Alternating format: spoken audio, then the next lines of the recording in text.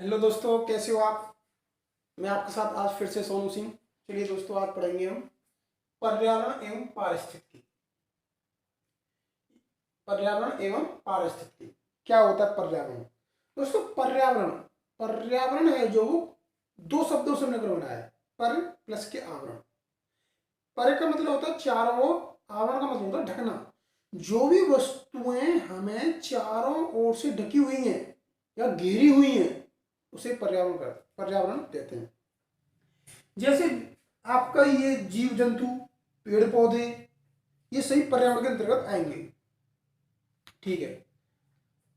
जैव मंडल क्या होता है, पर्यावरण सबसे पहले पढ़ते हैं जैव मंडल। पृथ्वी का वह भाग यहाँ पर जीवन पाया जाता है। पृथ्वी का वह भाग यहाँ पर जीवन पाया जाता है, जैव मंडल कहलाता है। मतलब पृथ्वी का ऐसा क्षेत्र यहाँ जीवन पाया जाता है, यहाँ रहने की उचित व्यवस्था है, जीवन पाया जाता है, उसे ही जैव मंडल कहते हैं। जैव मंडल के अंतर्गत विभिन्न प्रकार के पारिस्थितिकी तंत्र पाए जाते हैं। जो जैव मंडल है उसके अंतर्गत विभिन्न प्रकार के इकोसिस्टम, पारिस्थितिकी तंत्र पाए जाते हैं। ठीक है। पारिस्थितिकी तंत्र अब पढ़ेंगे पारिस्थितिकी, बोले तो इकोलॉजी। पर्यावरण व जीवों के बीच पारस्परिक क्रियाओं के अध्ययन को, पर्यावरण व जीवों के बीच पारस्परिक क्रियाओं के अध्ययन को पारिस्थितिकी कहते हैं, इकोलॉजी। इसको पर्यावरण, पर प्लस के आवरण जो हमें चारों ओर से घेरे हुए हैं, आपके पेड़ पौधे, जीव जंतु, मृदा जो भी है सब, ये पर्यावरण के अंतर्गत आएंगे। पर्यावरण एवं व जीवों के बीच पारस्परिक क्रियाओं के अध्ययन को पारिस्थितिकी कहते हैं। पर्यावरण का जीव जंतुओं से जो संबंध होता है उसी को पारिस्थितिकी कहते हैं, या जीव जंतुओं का पर्यावरण के साथ जो संबंध होता है उसी को पारिस्थितिकी कहते हैं। पारिस्थितिकी शब्द का प्रयोग सर्वप्रथम अर्नेस्ट हेकेल ने 1869 में किया था। जो पारिस्थितिकी शब्द है उसका सबसे पहले प्रयोग अर्नेस्ट हेकेल ने 1869 में किया था। पारिस्थितिकी शब्द का प्रयोग इकोलॉजी का। और पारिस्थितिकी तंत्र का प्रयोग एजी टांसले ने 1935 ईस्वी में किया था।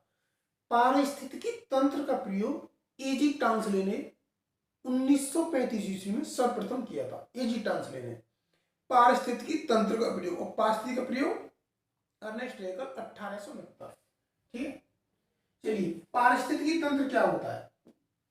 किसी क्षेत्र के भौतिक पर्यावरण तथा उसमें रहने वाले जीवों के बीच पारस्परिक जटिल व्यवस्था पारिस्थितिकी तंत्र कहलाती है।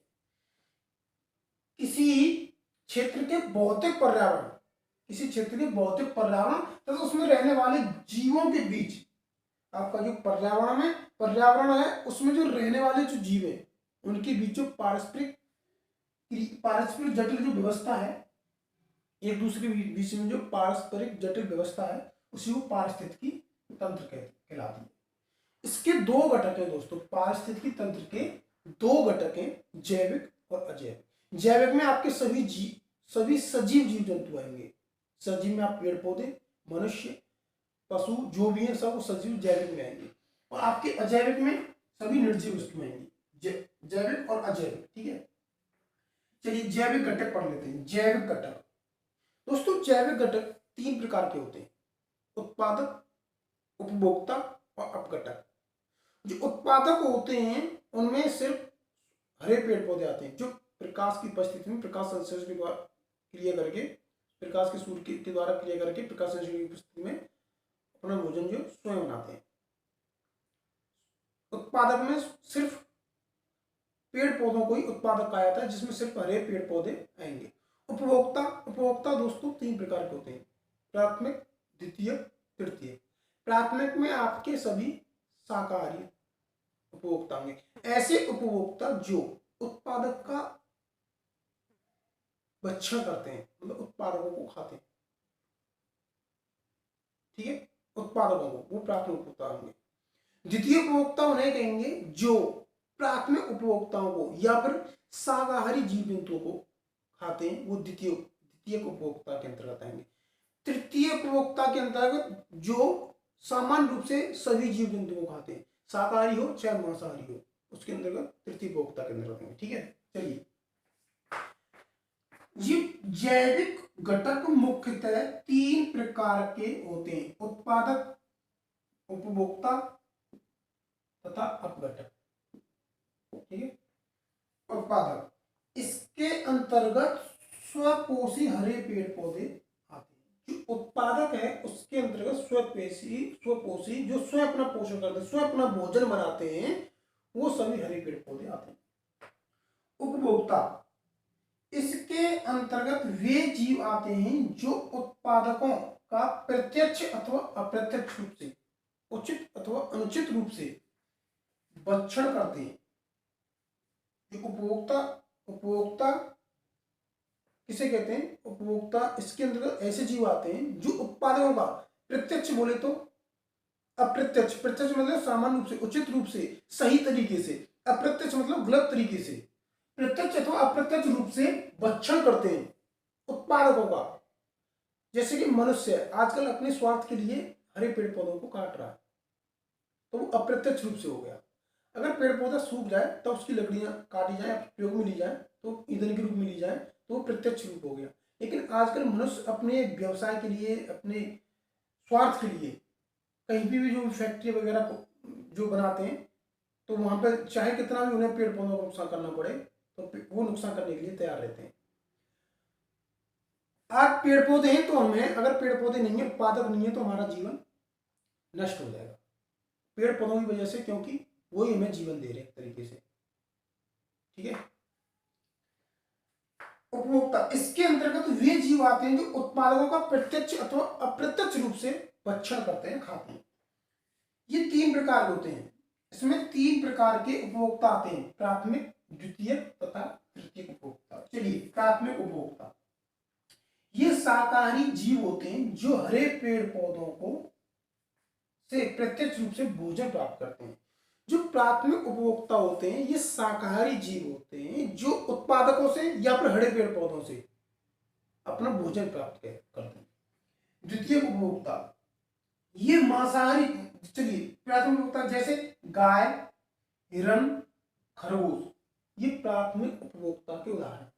द्वितीय उपभोक्ता, मांसाहारी जीव आते हैं। इसके अंतर्गत जो मांसाहारी जीव होते हैं वो आते हैं जो प्राथमिक उपभोक्ता को खाते हैं। जो प्राथमिक उपभोक्ता को खाते हैं वो इसके द्वितीय उपभोक्ता के अंतर्गत आते हैं, जैसे बिल्ली, लोमड़ी, मेंढक आदि। तृतीय उपभोक्ता उन्हें कहते हैं जो सामान्य रूप से शाकाहारी, मांसाहारी, शाकाहारी बोले तो सभी को खाते हैं, अर्थात तृतीय उपभोक्ता के अंतर्गत वे जीव आते हैं जो सर्वाहारी होते हैं, जो सब कुछ खाते हैं, मांस भी खाते हैं और पशु पेड़ पौधे भी खाते हैं।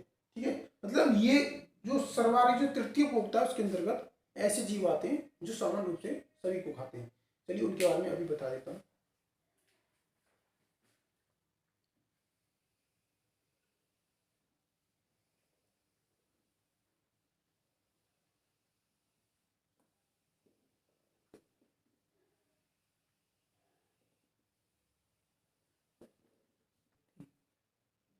चलिए दोस्तों, आप पढ़ेंगे तृतीय उपभोक्ता।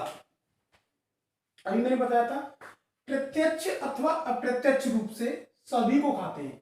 ऐसे उपभोक्ता जो प्रत्यक्ष अथवा अप्रत्यक्ष रूप से, उचित रूप से, सही तरीके से या फिर गलत तरीके से, दोनों को खाते हैं, वो तृतीय उपभोक्ता कहलाते हैं, जैसे शेर, बाज। अब पढ़ेंगे अपघटक। अपघटक क्या होते हैं? मैंने अभी बताया था जो उत्पादक, उपभोक्ता और अपघटक। उत्पादक मैंने बताया थी हरे पेड़ पौधे, उपभोक्ता में प्राथमिक, द्वितीयक, तृतीयक और अपघटक जैविक का क्षेत्र। ये भी अपघटक, ये मृतोपजीवी जीवाणु, कवक आदि होते हैं। जो अपघटक होते हैं ये मृतोपजीवी, जो मृतोपजीवी हैं, जो जीवाणु और कवक आदि होते हैं। ठीक है, जो कि पौधों एक जंतुओं के मृतक अवशेषों को विकृत करके पुनः सर्वोत्पाद में बदल देते हैं। जो कि पौधों के व जंतुओं के मृतक अवशेषों को, पौधों व जंतुओं के मृतक अवशेषों को पुनः अपघटित करके सरल उत्पाद के रूप में, सरल उत्पाद में बदल देते हैं। ये आपके कवक और जीवाणु क्या करते हैं, जो मृतक जीव जंतु और पेड़ पौधे होते हैं उनको पुनः विघटित करके खा के उन्हें तो पुनः उत्पादक के रूप में चेंज कर देते हैं, मतलब पेड़ पौधों के रूप में। ठीक है, अब पढ़ेंगे अजैविक घटक। अजैविक घटक मैंने बताए थे, घटक दो प्रकार के होते हैं, जैविक और अजैविक घटक। ये अजैविक घटक है, इसके अंतर्गत भौतिक पर्यावरण आते हैं। जो प्राकृतिक भौतिक पर्यावरण है, जो प्रकृति के जिनमें कोई हम चेंज भी नहीं कर सकते, वो सभी अजैविक घटक के अंतर्गत आते हैं। जैसे प्रकाश, वर्षा, तापमान, ये सभी आपके अजैविक घटक के अंतर्गत आते हैं। प्रकाश, वर्षा, तापमान और भी आदि। ठीक है, पारिस्थितिकी तंत्र। दोस्तों पारिस्थितिकी तंत्र मुख्यतः दो प्रकार का होता है। जो पारिस्थितिकी तंत्र है दो प्रकार का होता है, नंबर एक स्तरीय और नंबर दो जलीय। आप ये सभी जानते होंगे। मैंने एक विशेष बात बताई कि जो खाद्य श्रृंखला में जो ऊर्जा का प्रवाह होता है वो एक दिशा में होता है। जो खाद्य श्रृंखला में ऊर्जा का जो प्रवाह होता है वो एक श्रृंखला में होता है। जैसे कि मैं बता देता हूं,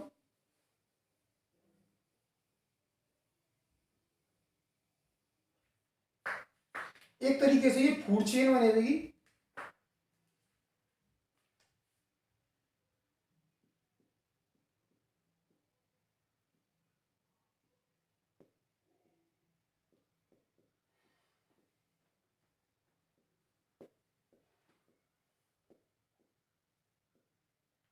देखिए उत्पादक, ये आपके 100% होते उत्पादक। इसका 10% है वो उपभोक्ता ऊर्जा प्राप्त करता है। उत्पादक से 10%, तो 100 का 10% हुआ 10,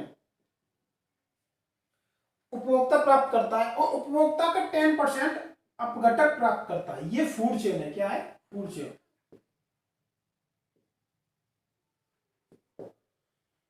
इसका जो 10% उपभोक्ता का अपघटक, 10 का जो 10% होगा 0.1% होगा, वो अपघटक ऊर्जा प्राप्त करता है। इस तरीके से एक दिशा में फूड चेन होती है, एक ही दिशा में। ठीक है, चलिए जैव विविधता क्या होती है? बायोडायवर्सिटी, जैव विविधता।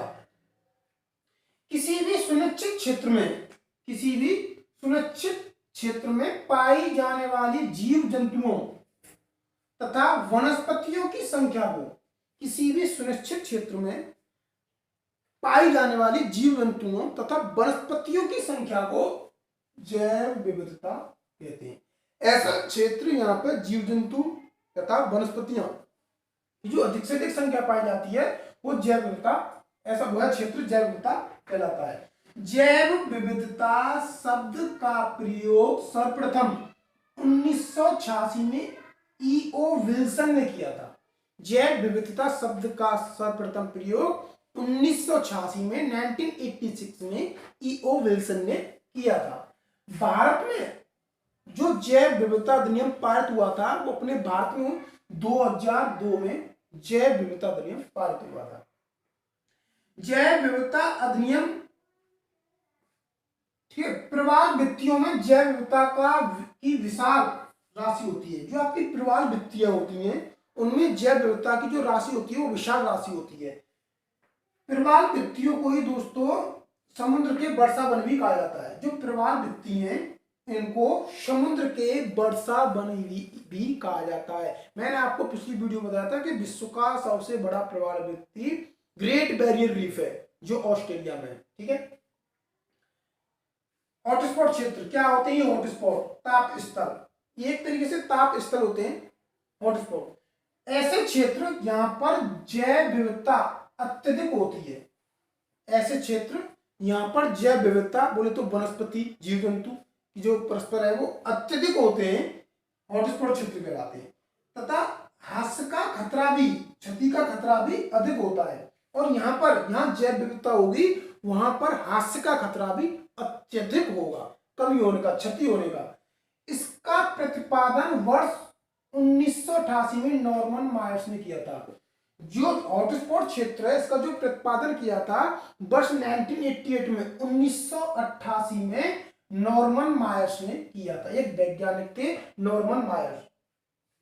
भारत में दो ताप स्थल में, हमारे इंडिया में जो भारत में जो मात्र दो ताप स्थल हैं, एक आपका पश्चिमी घाट और एक आपका पूर्वी हिमालय।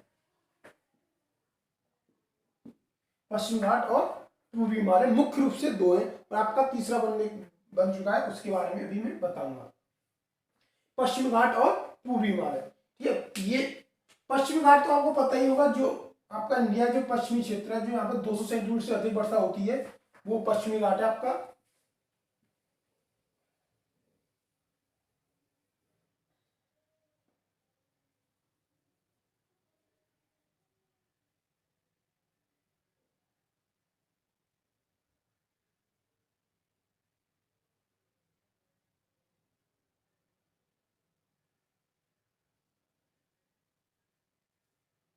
ठीक है, इसका जो ये क्षेत्र है, ये आपका पश्चिमी घाट कहलाएगा। ये क्षेत्र यहाँ पे 200 सेंटीमीटर से अधिक वर्षा होती है। और आपका पूर्वी हिमालय, जिसकी जो पूर्वी हिमालय 2400 किलोमीटर, पूर्वी हिमालय जो हमारा लंबा है, हिमालय की जो लंबाई है 2400 किलोमीटर है। ये दोनों पश्चिमी हॉटस्पॉट क्षेत्र में गिरे हुए हैं। ठीक है, चलिए अब यहां से आगे और मैं बता देता हूं आपको।